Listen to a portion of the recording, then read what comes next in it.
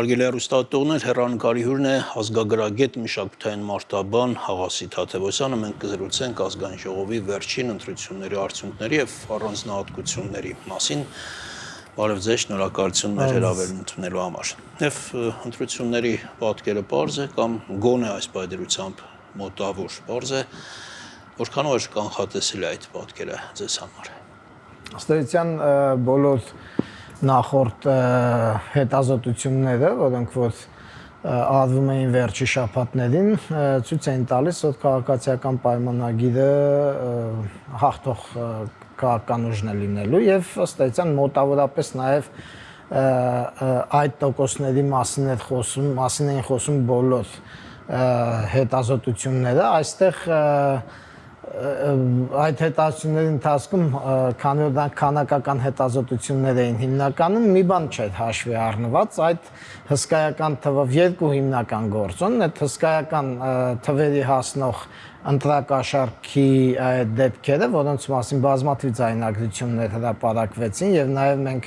մեր շրջապատում էլ բազմիցս լսում էինք այս կողմից այն կողմից, չէ, ասենք ով որ ապրում է ինչ որ իր Բաքվում թաղամասում շենքում բոլորն էլ նման խոսակցություններ բարեկամներից Ռուսաստանում ապրող նաեւ ովքեր որ ինչ ասենց կիսագաղտնի, կիսաշշուկ վախենալով ինչ որ այսպես ակնարկներ էին անում թե ինչի են այստեղ եկել ինչ ով է այդ ամեն ինչի հետ կանգնած այդ քանակական հարցումները այս ամենը հաշվի չէին առել դրա համար այդ ընդդիմություն կոչվող կամ ընդդիմության նշանի տակ ես ընդդիմություն դժվարանում եմ այդ ուժերին անվանել որտեվ իրանք շատ հեռու են ընդդիմություն լինելուց իրական Իսկ այն ուժերի մասին է որոնք հաղթահարել են չեմ եւ տեղ կունենան ազգային ժողովում այսինքն երեք դեռևս չգիտեմ Բարգավաճ Հայաստան կուսակցության այդ պակասող կարծեմ 56 ձայն էր պակասում որպեսզի 4% լիներ եթե չլինի լինելու է երկու ուժ չէ ուժը Հայաստանը եւ Հայաստանը եւ իսկ եթե ամփոփեմ այսպես կարճ ասեմ ինձ թվում է որ 2% էլ հավաքած ձայներն էլ պետք է լինեին նշանակալիորեն ավելի պակաս, բայց ասենք օրինակ ուժեղ Հայաստանը ամեն դեպքում անցնելու է անցողիկ շեմը եւ կլիներ բանում, իսկ տարբեր հարցումների տվյալներ Հայաստան դաշինքի մասին բավականին այդպես այդքան էլ վստահ թվեր չէին հիմնականում 7%-ի շրջանակներում էր եւ շատ ավելի քիչ էին հետազոտություններ ես կարծեմ ծանոթացել եմ 5-6 տարբեր հետազոտությունների եւ կարծեմ այնտեղ միայն երկուսում էր որ 8%-ի շեմը իրենք կարողանում էին հաղթահարել իհարկե այստեղ նույնպես տարբեր տեսակի միջամտությունները ըստ մենք անդադ հրապարակվում էին չէ տարբեր այդ կուսակցությունների կողմից ինչ որ բացահայտվող ինչ որ մարդիկ ովքեր որ գործ էին անում իրենց համար սա է եթե ասենք ավելի կարող է մի փոքր ըստ այդ հետազոտությունների մի փոքր ավելի կարող է բարձր լինել քաղաքացիական պայմանագրի հավաքած ձայները որոշ հետազոտություններ ավելի բարձր ցուցանիշներ էին իրենց համար կանխագուշակում բայց ամեն դեպքում այն թիվը որը որ իրենք ունեն կարծում եմ որ իրականությունից հետազոտական այսպես ասած նախորդող հետազոտությունների տվյալներից շատ չի տարբերվում։ Հասկանալի է, հիմնական տարբերությունը անցած եւ նախանցած ընտրությունների այն էր, որ բավականին մեծ մասնակցության ցուցանիշ գրանցվեց, հա, մոտ 59%, այն դեպքում երբ 21-ի ընտրություններին 49 եւ ինչ որ 100% թիվեր եւ դրանց մի փոքր ավելի քիչ 2018 թվականի ընտրություններին։ Այ ինչը նպաստեց, որ այսպիսի շեշտակի աճ գրանցվեց նաև մասնակցության թվի մեջ։ Իմ կարծիքով մի քանի գործոններ դեր խաղում։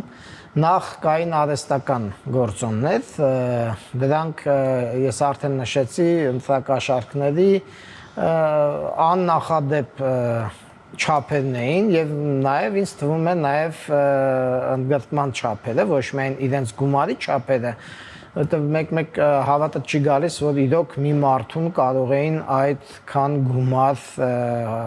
տալ, կաշառել։ Բայց դե այսպես ասած, եթե վստահում ենք, իսկ ես վստահում եմ հիմնական այդ բացահայտված ձայնագրություններին, ապա այստեղ շատ ֆանտաստիկ մեծ գումարների մասին է եղել բաժանվող գումարների մի մասնակցության մի մասը այսպես են ապահովել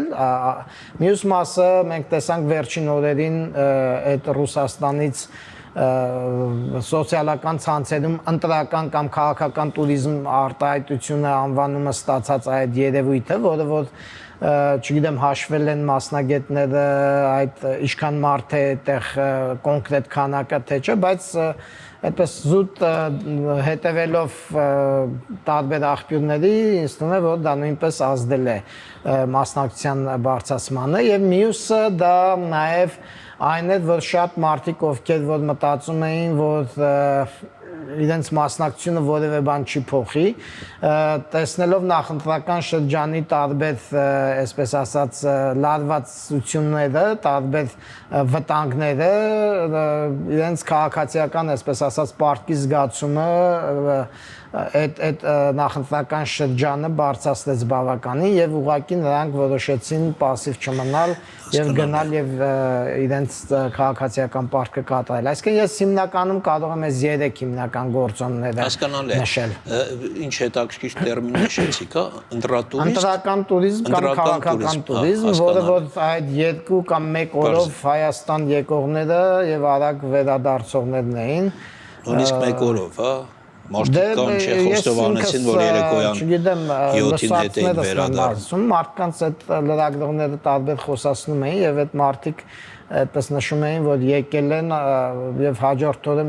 շատ արագ վերադառնալ են, որոշները գործեր ունեին, որոշները տարբեր վախեր ունեին, որ կարող է այստեղ ինչ որ իրավիճակը լարվի, այսինքն մարդիկ այնքան ծանոթ չեն հայկական հայաստանյան իրականությանը, այնքան են կտրված մեր իրականությունից եւ մեր հասարակության արդեն Հայաստանի հայության բանից, որ իրենք չէին պատկերացնում, որ այստեղ հնարավոր չի ուղղակի որ այդպիսի բան լինի, բայց վախեր ունեին արագ վազելով հետ էին գնում կարծես։ Ես կարծում եմ դժվար թե երբևէ ինչ որ վիճակագրություն հրապարակվի, թե ինչքան մարդ եկավ, քվեարկեց, որը ինչի դիմաց, որովհետև գուցե մարդիկ եղան, որովհետև սեփական կամքով եկան։ Ես ուրիշ հարց եմ ուզում ձեզ ուղղել, ըստ ձեզ ամեն դեպքում այդ իրադարձությունը, այդ մասնակցությունը ինչ ծավալ եւ ինչ որակ կազմեց։ Ընտրակաշառքները նկատում եք նաև այդ ընտրական туриզմը նկատի ունեք։ Այո, Ռուսաստանից եկած մեր։ Գիտեք, մինչև կոնկրետ տվյալներ չհրապարակվեն, մենք չենք կարող այդպես կոնկրետ ծավալների մասին խոսել, բայց կարող ենք խոսել նրա մասին, թե դրանք ինչպես էին ընկալվում եւ ինչպես է ազդում հասարակական, այսպես ասած, մարդկանց վրա, որովհետեւ մարդիկ այդ ամեն ինչը տեսնում էին սոցիալական ցանցերում, որ անդադ գալիս են այդ Ռուսաստանի տարբեր խորքերից ինչ որ մարդիկ եւ իրենք անդադ նշում էին, որ գալիս են քվեարկեն եւ արագ վերադառնան եւ այդ ամեն ինչը շատ այդպես բացասական ազդեցություն ունեցավ, բայց ամենաբացասական ազդեցությունը իմ կարծիքով դա ընտրակաշառքների պրակտիկայի վերակենդանացումն էր, որին որ 2018 թվականից այս կողմ մեր հասարակությունը հետ էր վարժվել եւ այդ վերակենդանացման հեղինակները դարձան այն ուժերը, որոնք որ ժամանակին նորից իրենք էլ կիրառում էին այդ ընտրակաշառքը, բայց այն տարբերությամբ, որ եթե այն ժամանակ իրենք էին իշխանության գտնվում եւ իրենք էին վերահսկողները եւ իրենք չէին էլ վերահսկում այդ process-ը շատ հանգիստ էին դա անում, դրա համար գումարի չափերն էլ այն ժամանակ առանձնապես մեծ չէր, կարող էին շատ այլ փոքր գումարով մարդկանց կաշառել, ապա այստեղ այս պարագայում դարձավ այն, որ իշխանությունն էր փորձում դիմակայել այդ հսկայական ծավալով եւ գումարների չափի ընտրակաշառքների այս խլրտոցներին եւ կարծում եմ որ այդքան էլ հաջող չէր այդ դիմադրությունը, որովհետեւ փաստացիորեն դրանք իրենց ազդեցությունը թողեցին ընտրությունների արդյունքների վրա եւ իմ կարծիքով շատ զգալի ազդեցություն են թողել, որովհետեւ եթե չլներ ընտրակաշարքի եւ այդ ընտրական տուրիստների ներհոսքը, ապա մենք կունենայինք այլ պատկեր կունենայինք։ Բայց կարող է սա նաև ինչ-որ իմաստով հակառակ էֆեկտներ ունեցավ։ Գիտեք ինչ ես նկատի ունեմ, մարդիկ ովքեր չէին էլ ուզում գնալ քվեարկության, հանկարծ որոշեցին ուղղակի իրենց ձայնը տալով իրենց մասնակցությունը ունենան այդ երևույթների կանխարգելման դեմ, որպեսզի այո, ես համաձայն եմ ձեր այդ առումով, բայց ես չեմ կարող դա դրական որպես երևույթ գնահատել այս բացասական երևույթի ֆոնին։ Բայց ես նաև դրական բան տեսնում եմ նրանում, որ կան որոշ քանակի քաղաքացիներ, ովքեր որ հասկանալով, որ իրենց պասիվությունը քաղաքական կարող է երկրի համար կարևոր, այսպես ասած, ազդեցություն ունենալ, այս դեպքում արդեն ակտիվությունը որոշեցին ակտիվանալ եւ կարծում եմ, որ իրենց ակտիվությունը բավականին կարևոր նաեւ դրական, այսպես ասած, հետևանքներ ունեցավ ընտրությունների վրա եւ չեմ կարծում, որ այստեղ խնդիրը այն չէ, թե իրենք ում են ընտրել։ Գիտեք, կարևորը այստեղ այն է, որ մարդիկ ընտրություն կատարեն։ Ես նույնիսկ այդ Ռուսաստանից եկած մարդկանց մեջ էլ չեմ բացառում, որ կլինեին մարդիկ, ովքեր որ իրենք որոշել էին գալ ընտրել, բայց այդ տիպի մարդիկ շատ քիչ տոկոս էին կազմում, որովհետև դատելով այդ խոսակցությունից հիմնական մասը այդպես տեղահանված, այսպես ասած, ժամանակավոր այսպես եթե մի քիչ պատկերավոր խոսք օգտագործենք, բռնի տեղահանվածներն էին, որովհետև որոշների մետ նաև ըստ ինձ հասած տարբեր խոսակցությունների, նաև ոչ միայն փողի գործոնն է աշխատել, այլ նաև վախի գործոնն է աշխատել, տարբեր մարդկանց այսպես ասած համ շահագրգռել են, համ վախեցրել են։ Ինչու այդ ընտրակաշարքը վերադարձավ մեր իրականություն։ Իմ կարծիքով պատճառը հիմնականում այն է, որ հիմնական քաղաքական, այսպես ասած, ընդդիմադիր ուժը, որը այդ ռուսաստանցի բիզնեսմեն կոչվածի միջոցով ներդրվեց Հայաստան, մուտք գործեց Հայաստան, իրենք Հայաստանում չունեին եւ շատ լավ հասկանում են եւ իրենք եւ իրենց, այսպես ասած, դրսի հովանավորյալները շատ լավ հասկանում էին, որ Հայաստանում չունեն բավականաչափ հասարակական, այսպես ասած, հենարան եւ որոշեցին արհեստական ձևերով այդ հենարանը ակտիվացնել եւ ըստ էության, երբ որ մենք նայում ենք այն ձայնագրությունները, լսում ենք տարբեր տեսակի խոսակցություններ մարդկանց մեջ, այդ ձայնագրությունների ժարգոնը, ես ինքս քրեական խոսույթի բացատրական բառարանի հեղինակներից եմ եւ ես շատ լավ այնքան ծանոթ